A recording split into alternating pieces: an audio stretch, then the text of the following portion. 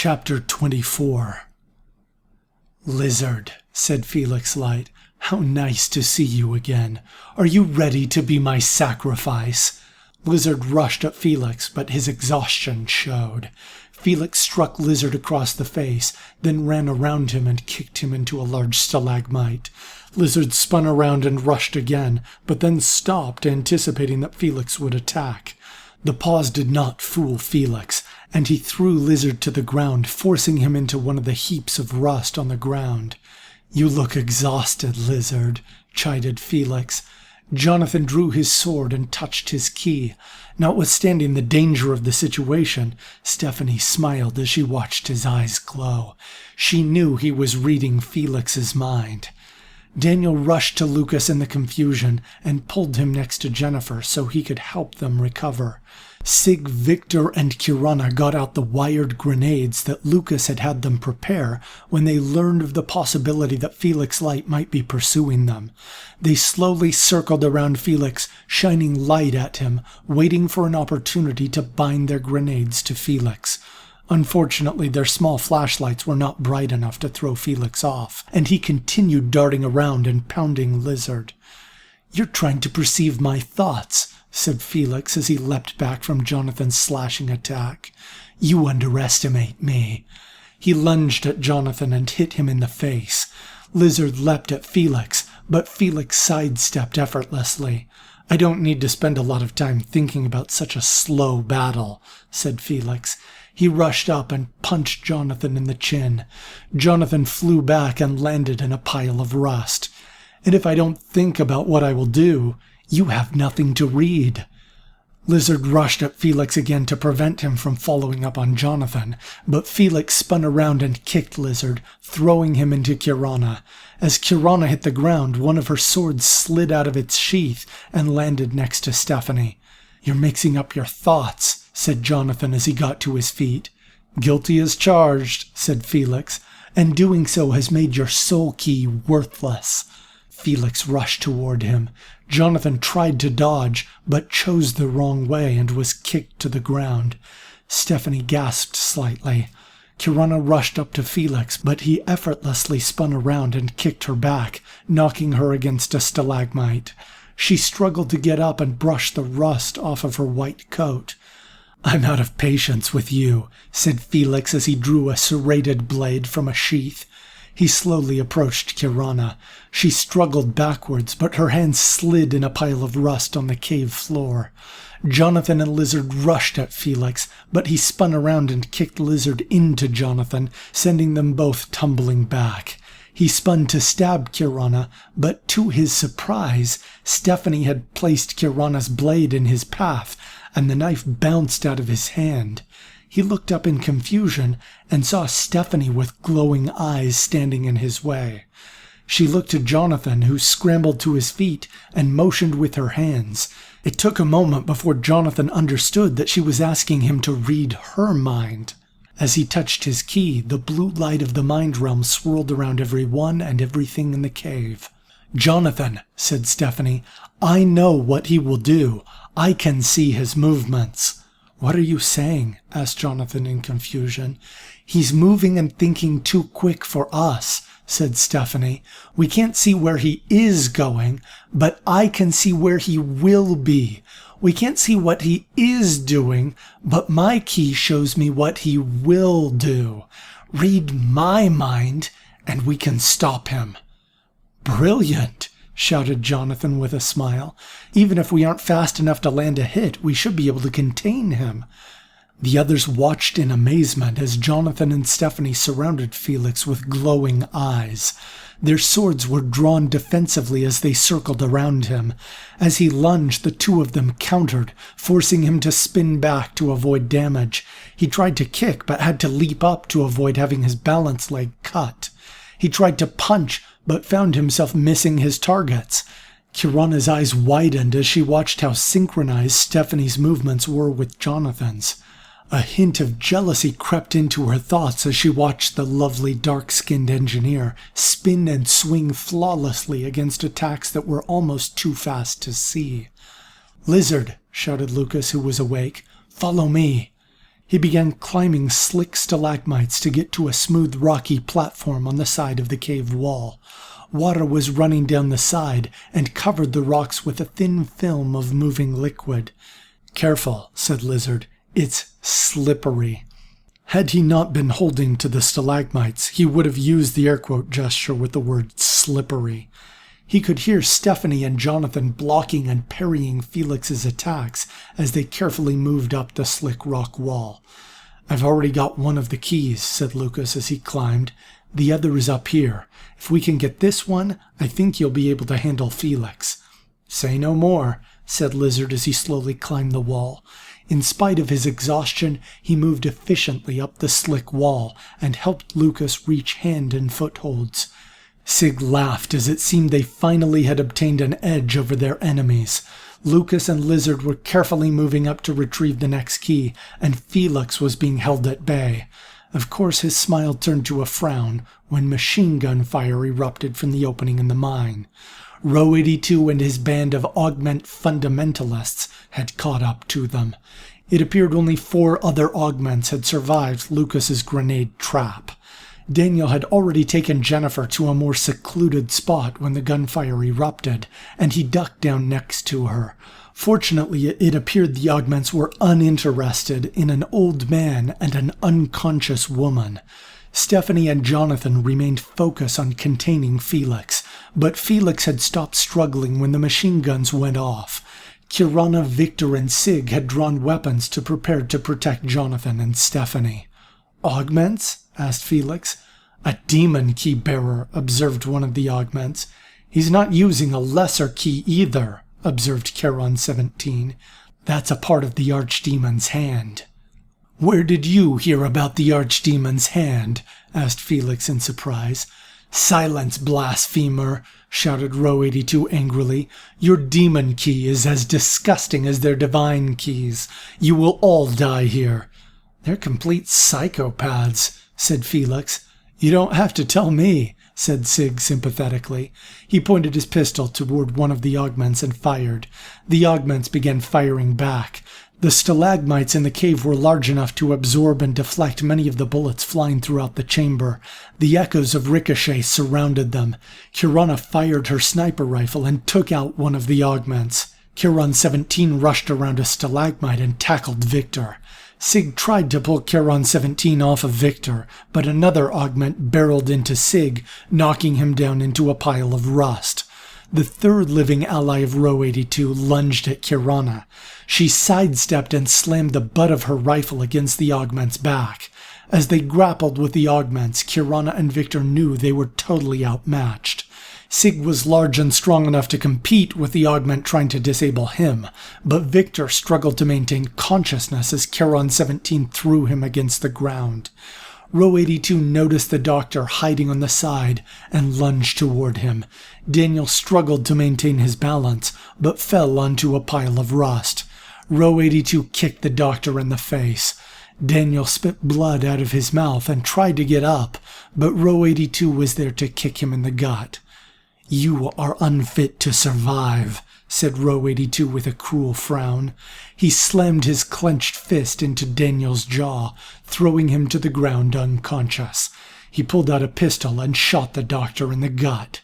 Row 82 then turned and noticed Kirana dodging the attack of an augment. Pressing his advantage, he turned and fired his weapon at her, hitting her in the leg. She cried out in pain and fell to the ground. "Kirana!" shouted Jonathan. As Jonathan turned away, Felix pushed him down and rushed toward Lizard and Lucas. Stephanie gasped for air, but quickly noticed that the augment that had been grappling with Kirana was preparing to tackle Jonathan. Stephanie impaled him with her sword quickly. Row 82 fired another shot and hit Jonathan in the arm. He cried out in pain and dropped his sword. If Stephanie had been able to scream, she would have. She turned to face Row 82. The augment pointed his pistol at her. Her eyes glowed as she focused on him to see what he would do. She ducked to avoid a bullet and jumped away to avoid a second shot, anticipating the places Row 82's shots would go. Row 82 fired a burst of 3 more rounds, and Stephanie avoided them perfectly. Unfortunately, the augment that had grappled with Victor had knocked him unconscious and noticed Stephanie. He tackled her as she dodged another shot from row 82, forcing her down to the rusty floor of the cavern. She struggled to try and free herself as she heard row 82 approach. His slow footsteps seemed to mock her, and though she could not see his face, it bore an expression of triumph. Kirana could not get up, but Jonathan got to his feet. Row 82 fired another shot into Jonathan's leg and brought him down. A tear escaped Kirana's eye, and she felt a mixture of fury and helplessness as she watched Jonathan lose consciousness. She turned over hoping to reach for her rifle, but row 82 fired and hit her arm. She cradled her newest wound with her unhurt hand and looked helplessly as row 82 pointed his gun towards Sig. Sig finally overpowered the augment with whom he had been grappling, but he stopped moving as soon as he noticed row 82 pointing a handgun at his head. The gloating smile on his face made him angry, but as he looked around, he realized there was little he could do. He hoped that Lucas and Lizard were faring better. Unfortunately, they had not fared better. In spite of the slick wall, Felix had speed that allowed him to move up hand and footholds quicker than Lucas and Lizard. Consequently, Felix had climbed quickly and grabbed onto Lucas's ankle, throwing him off of the wall. He landed in a patch of soft earth which prevented him from breaking any limbs, but did not spare him the pain of a sudden stop. "Get the key, Lizard," shouted Lucas as he struggled to get up. Felix grabbed Lizard's ankle before he made it to the platform on the top. "You will not get that key, Lizard," said Felix angrily. He yanked as hard as he could, and Lizard's grip on the wall failed. As he began to fall, he grabbed onto Felix's throat and squeezed. Felix dropped down from the wall, and as they hit the ground, he broke free of Lizard's grip. Lucas frowned to turn and see if the others were faring better against row 82. As he saw row 82 pointing his gun toward Sig, he began rushing toward him. "Wait!" screamed Lucas. "You need to know something about the divine keys." "I know enough," shouted row 82. "These tools of blasphemy and those that carry them will be put down." Lucas rushed close. Stephanie stopped struggling as the augment with whom she had been wrestling had pinned her to the ground. "Don't come any closer," said row 82. "I'm not talking to you," said Lucas. Row 82 gave a look of confusion to him. "What?" he asked. "I'm talking to Charon 17, said Lucas. "I'm inclined to agree with row 82, said Charon 17 with a laugh. "I'm going to kill all of you that wield these blasphemous tools. You know that it's not genetics that chooses people to become key-bearers, right?" said Lucas. "Yes," said Charon 17 in an irritated tone. "That's kind of the point. They aren't tools that select people based on fitness. They are blasphemous." "Have you ever wondered what it is that makes a person a key-bearer?" asked Lucas. "No," said Charon 17. It was clear he was not happy to be having a lengthy conversation with a key-bearer, but he was intrigued just enough to let Lucas make his point. "Would you say that it is because the individual is blasphemous that they are chosen?" asked Lucas. Sig gave a puzzled look. Kirana and Stephanie looked at one another, hoping to make some sense of what Lucas was doing. They wondered why he would be trying to argue in favor of the survival of the fittest religion, but they were just as curious about his point as the augments, so they did not interrupt him. "Yes," said Charon 17 in exasperation. "What is your point?" Lucas turned to row 82. "Now I am talking to you," said Lucas. He reached into his pocket and pulled something out that he concealed with his hand. "Here," said Lucas as he slowly stepped toward row 82. "You'll be needing this." Stephanie's eyes widened as she recognized the line that Lucas had spoken in her vision. She strained to see what he would give to the augment. Row 82's first impulse was to shoot Sig and then shoot Lucas, but he felt an unexplainable compulsion to reach out his hand and take what Lucas was offering. He strained to hold his arm back, but it was as if something or someone were pushing his arm out. He opened his palm and felt a small object drop into it. Slowly he pulled his hand back to look at what had been placed inside it. Lucas watched Charon 17's expression as Row 82 pulled the chain up and revealed a mirrored key at the end. "What is this?" asked Row 82. Suddenly his eyes glowed brightly, along with the mirrored key that he dangled in front of his face. He became aware of every drop of water in the entire cavern. He could see the tiny insects scooting on the surface of the cave pools. He could hear the gasp of Felix Light on the other side of the cavern as he paused his battle with Lizard. He could hear Lizard scurry up the wall with incredible speed while Felix was distracted. He could hear his augment friends get up and walk toward him. Their anger toward him seemed almost tangible. "Wait! Stop!" shouted Row 82. The gasps of dismay from Stephanie, Sig, and Kirana were amplified to Row 82. He was suddenly aware that Jennifer had been hidden near the doctor and was slowly regaining consciousness. He could hear her stomach growl as the augments approached. "Blasphemy," said Charon 17 in a low voice. "You betrayed us." "No!" screamed Row 82. The power of the divine key which he held made him even more aware of his own fear. He was perspiring and shivering simultaneously. He slowly backed up. "I am fit! I am fit!" "The boy was right," said Charon 17. "The key chooses only blasphemers." With a quick strike, Charon 17 lunged at Row 82. Row 82 saw it coming. He pulled out a knife at the perfect time and positioned it at the perfect angle so that Charon 17's throat hit the blade. The other augments quickly rushed at him, but his new abilities allowed him to avoid their attacks. He stabbed the computer apparatus that was embedded in the skull of one, causing it to seize and fall to the ground. The last augment tried a more defensive approach, backing up and holding his massive fists in front of his body.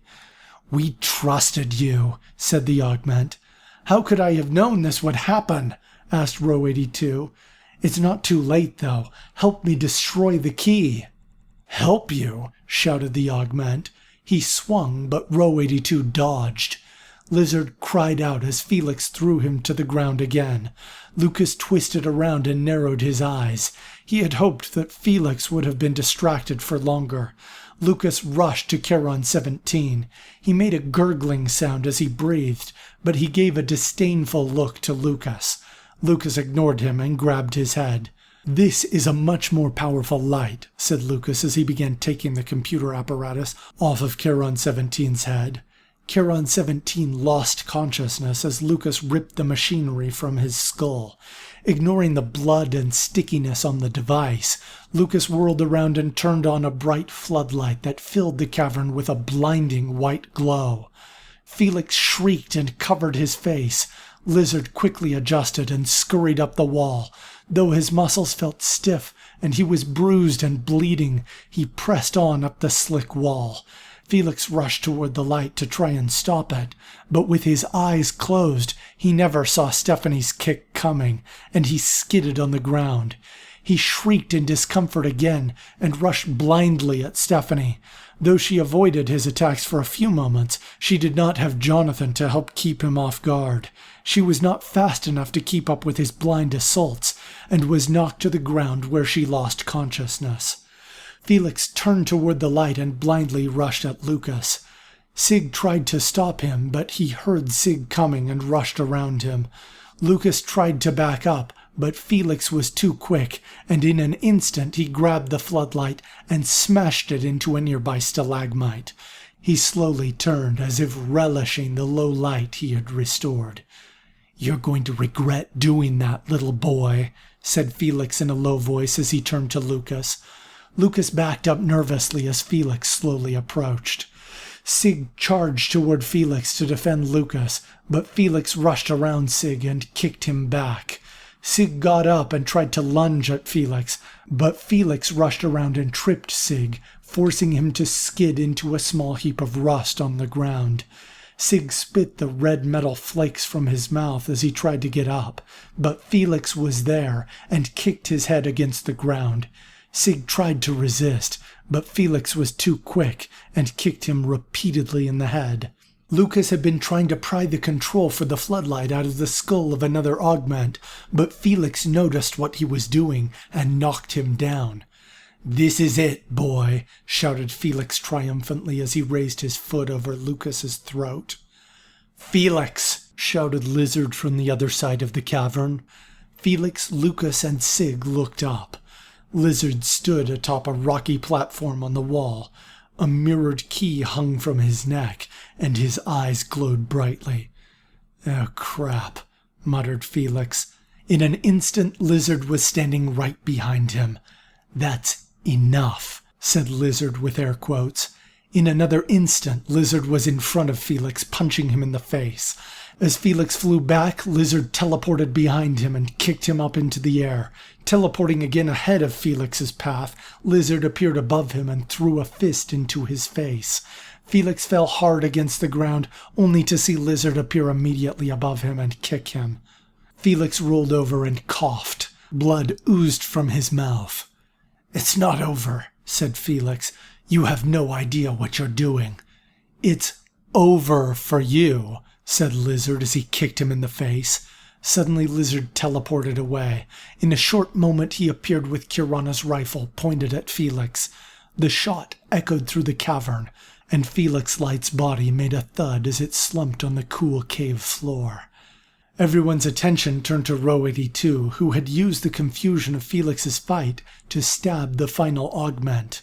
Now alone and surrounded by those he had considered heretics, he backed up nervously.